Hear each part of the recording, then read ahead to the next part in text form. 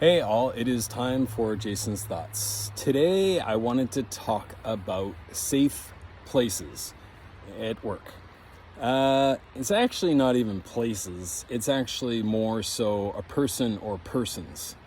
Well, what the heck am I talking about? Look, we all have jobs that we do, and no matter what it is, if you're a people leader or you're customer facing or your project management, whatever the case may be, we all hit roadblocks at work. Maybe it's a tough customer, maybe it's a conversation you thought was going to be easy and with one of your employees, and it ends up going sideways and it's super stressful, and they're making excuses and not holding themselves accountable to anything, which is just so simple. Maybe you have a project with a deadline and it's coming up, and you're just hitting this block of creativity that it's all in there, all the ideas are in there, and it's just not coming out in the PowerPoint. Whatever the case may be, a safe place is someone that you can reach out to at the drop of the hat and make some time, either on a call or by chat or whatever best form of communication is, that you can literally voice out anything that's in your chest right now that's causing you stress, causing you pain, causing you anxiety, and let it all come out. Maybe it's that you just need to scream or swear at the top of your lungs and just not worry about repercussions or what they're going to think or judgment of you. This person is your basic go-to because, it is tough, right? Life is tough in general, and sometimes we just need a safe place where we can speak our mind, and I think they're important at the workplace. Now, a lot of people, if you have a partner, you probably go home and, you walk in the door and, a lot of the times the first question is, how was your day at work? And if you don't have this safe person at your work, they're probably the person that you're gonna share with. And depending on how tough a day it was, it might be pretty extreme. You might not mean to, but you might unload a lot of negativity onto them, and they didn't know this was coming. The other part is they may not be able to relate. They may be a good listener, hopefully they are, but they don't really get it. And sometimes that can also put a lot of pressure, not only on them to try to be there for you, but for you too, in holding it within, because you're like, man, I don't want to blast them, and maybe they had a rough day, etc., etc. It puts an added pressure onto your relationship. So don't do it. Find that person at work that you really connect with well, that you feel like outside of the work environment, potentially maybe you would be friends and you just feel ultra comfortable with them.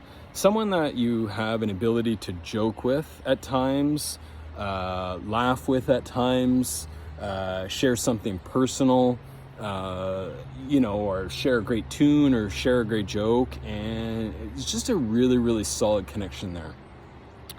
If you're a people leader, this should not be anyone that works under you, because number one, if you're venting about one of their peers, there's a problem.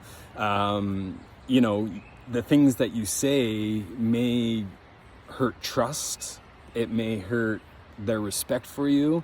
The list goes on and on and on. So I recommend someone that is at your level. Doesn't have to be the same job or the same role, but someone that is at your level. I also don't necessarily recommend someone that's above you, especially your boss.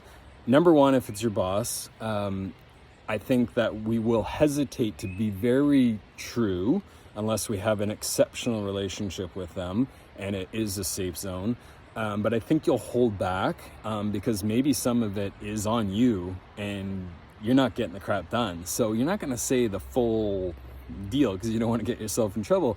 And so I think, best again, just to find someone within, your peer group that you can really go vent and just let it all out.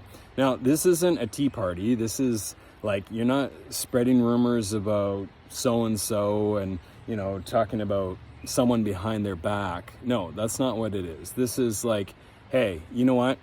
hoping we can spend some time on Friday, maybe half an hour. I'd love to share my week with you. I'm hitting some real roadblocks within the goals that I have. Would you be open to that?